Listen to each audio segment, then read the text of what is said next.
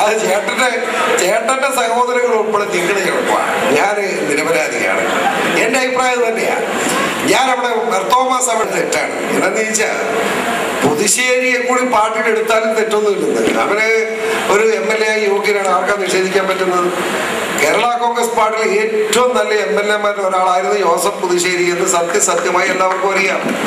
നിഷേധിച്ചിട്ട് കാര്യമുണ്ടോ? പക്ഷേ രാഷ്ട്രീയമായി ചിന്തിക്കുമ്പോൾ പാർട്ടി പ്രവർത്തകരുടെ ഇടയിൽ പാർട്ടി കമ്മിറ്റി ഉണ്ടാക്കാനോ പാർട്ടിയുടെ മുന്നോട്ടുള്ള പ്രയാണത്തെ സഹായിക്കാനോ പുതുശ്ശേരി കിട്ടിയില്ല. അതിന് വിക്ടറി ഉണ്ടായിരുന്നു പാർട്ടി കമ്മിറ്റി ഉണ്ടാക്കാൻ. അതാണ് വിക്ടറിന്റെ ക്വാളിഫിക്കേഷൻ. ആ ഒരു സാഹചര്യത്തിൽ ഞാനിത് മാനസാരോട് സംസാരിച്ചത്. എനിക്ക് ഈ സൈഡ് പറച്ചിലൊന്നുമില്ല. ഞാൻ ഇവരെ ആരുടെ ഒരു ഔദാര്യം ഇങ്ങോട്ട് വേണ്ടതാണ്. അതുകൊണ്ടാണ് ഇതൊക്കെ പറയുന്നത്. ഞാൻ സംസാരിച്ചതാണ്. പുതുശ്ശേരി അന്ന് ഇന്നലെ നിങ്ങൾ 15,000 ജയിച്ചതിന് സത്യമല്ലേ? ആർക്കാ നിശ്ചയിക്കാൻ പറ്റുന്നു? പക്ഷെ സംഭവിച്ചെന്താ? പുതുശ്ശേരി കേരള കോൺഗ്രസ് പറഞ്ഞ് നടന്നതേ ഉള്ളൂ. നിയമസഭാ പ്രവർത്തനം നന്നായിരുന്നു. നല്ല നിയമസഭാജികനായിരുന്നു. ഇപ്പോഴും ഈ നമ്മുടെ സതീശൻ കൊണ്ട് നടക്കുന്ന ലോട്ടറി കേസില്ലേ, അതിന് കടലാസ് മുഴുവൻ പുതുശ്ശേരി ഉണ്ടാക്കി കൊടുത്ത സതീശോട് ഞാൻ പറയും. അത്ര കഴിവുള്ളവരാണ് പുതുശ്ശേരി. പക്ഷേ കേരള കോൺഗ്രസിന് ഗുണകരമായി പ്രവർത്തിക്കാൻ അദ്ദേഹത്തിന് കഴിഞ്ഞില്ല എന്ന തെറ്റാണ് അദ്ദേഹത്തിന് സംഭവിച്ചത്. പത്തനംതിട്ട ജില്ലയിൽ തിരുവല്ല നിയോജക മണ്ഡലം ഉൾപ്പെടെയുള്ള സ്ഥലങ്ങളിൽ കേരള കോൺഗ്രസിന് പാർട്ടി ഉണ്ടാക്കാനും പാർട്ടി കമ്മിറ്റി ഉണ്ടാക്കാനും നടക്കാൻ വിക്ടറി ഉണ്ടായിരുന്നുള്ളൂ. ആ ഒരു മാനദണ്ഡം വന്നപ്പോൾ വിക്ടറിക്ക് സീറ്റ് കൊടുക്കാൻ മാണി സാറിന്റെ മനസ്സാക്ഷി തയ്യാറായി. അതാണ് സംഭവിച്ചത്. ഇവിടെ സമുദായം കൂടെ വന്നില്ല, കുഴപ്പമുണ്ടാവില്ല.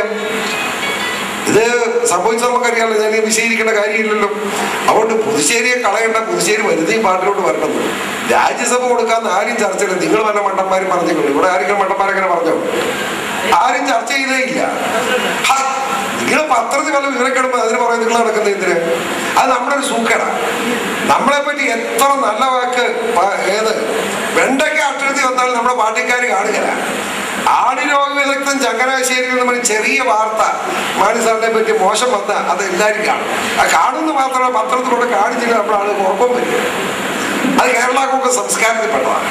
ആയ സംസ്കാരത്തിലേക്ക് നിങ്ങൾ പോകണ്ട കേട്ടോ. നന്നായി വരിക. മോശങ്ങളല്ല. പുതുശ്ശേരി പാർട്ടിയിലേക്ക് വരുന്നെങ്കിൽ വരട്ടെ.